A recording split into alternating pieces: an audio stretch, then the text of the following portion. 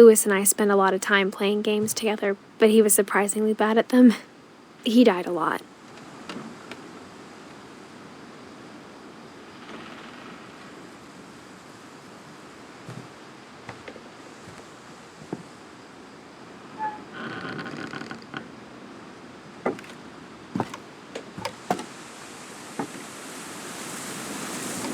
On the way back from Lewis's funeral, my mom told me to start packing.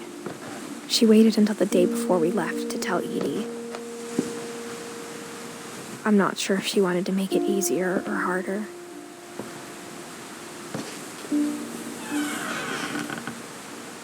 I wish we'd stayed.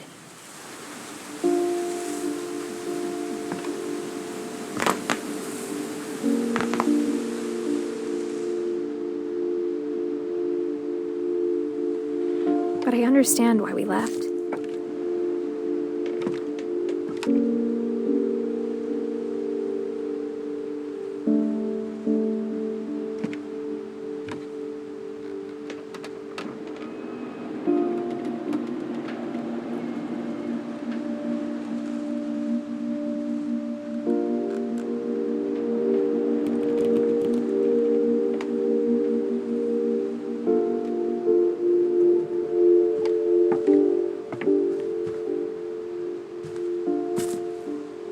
My mom ended up leaving everything behind.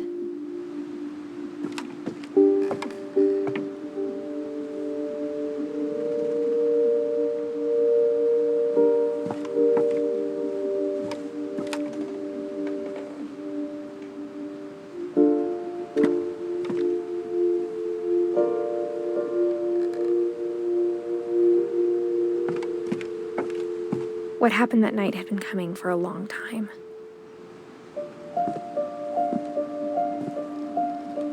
Maybe it should have come sooner.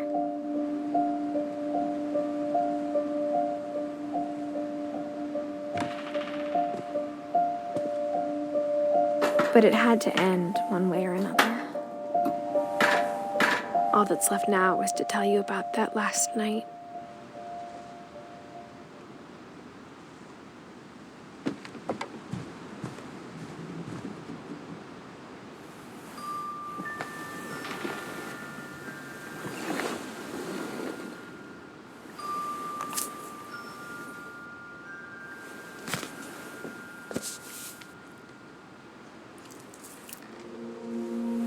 That whole last day, Edie just watched us pack and didn't say a word. Until supper, when she raised her glass and said, "To our final night together, and all our final nights apart." Grandma, you know what I said about alcohol. Some of your medications are very Edith, specific. I left a present for you in the hallway. Why don't you go open it? The grown-ups have to argue now. I'm sorry, you're right.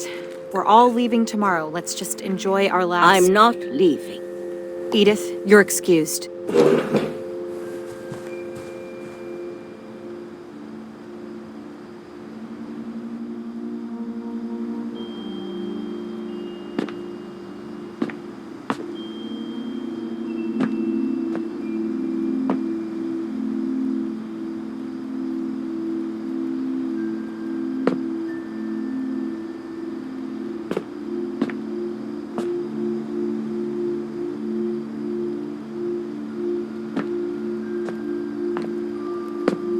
The power had been shut off that morning, but Edie always had plenty of candles.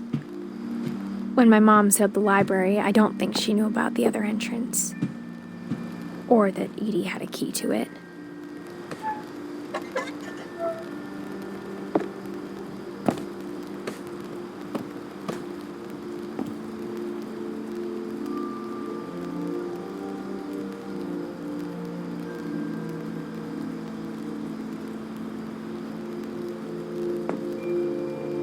The thing you're afraid of isn't going to end when you leave the house.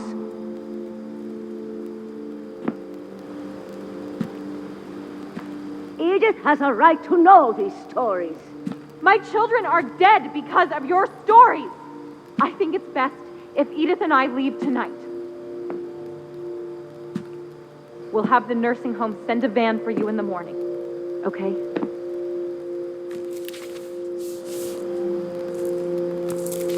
Dear Edith, there's so many stories I wish I could tell you, but there's only time for one. This is about what happened on the night you were born. That night, the tide went way, way out. It was the first and last time I ever saw the old house aground. There'd been an earthquake out in the middle of the ocean. They called it the lowest tide in 1,000 years. God, it smelled awful. You know, I've seen that house every day of my life.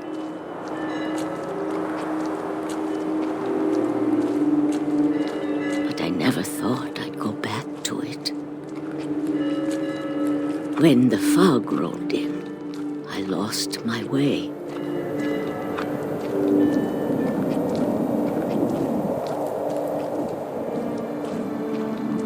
I got turned around.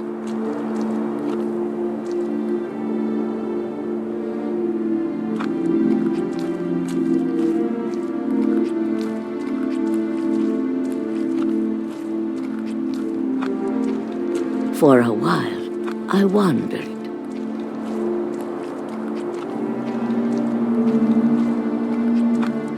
I started seeing things.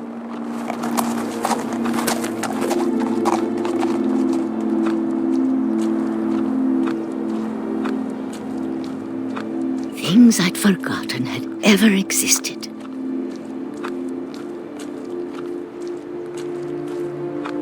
But when I saw them, they felt like old friends. That night, a lot of things came back to me. Or maybe I came back to them.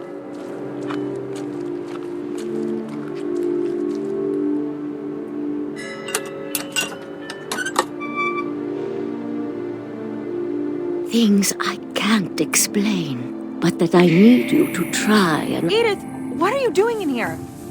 It's mine. Edith! Mom, you're gonna rip it! Let go! I kicked and screamed, but Mom dragged me to the car. I never saw Great-Grandma Edie again. The next morning, the band came to pick her up, but she was already gone. After that, we moved around a lot.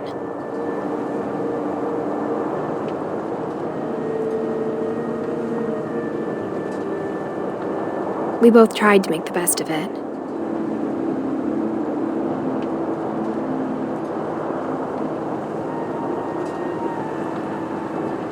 A few years went by.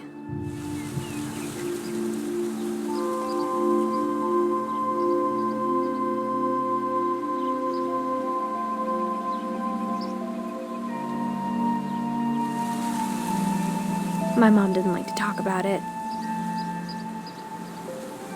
But she started getting sick a lot. The rest happened pretty quickly.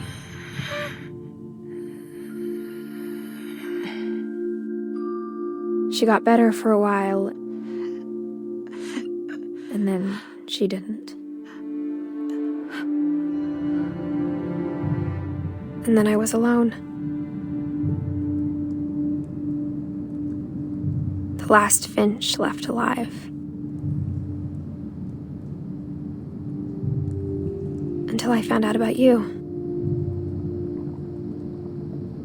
I'm still not sure what to tell you about all this.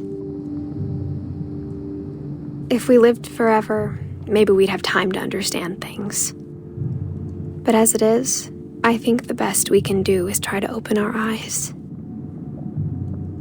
And appreciate how strange and brief all of this is. This journal was supposed to be for you.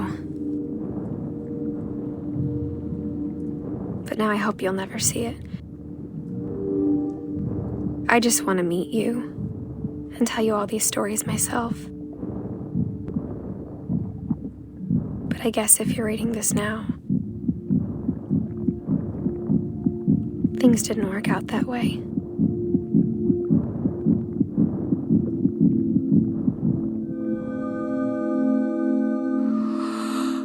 This is where your story begins.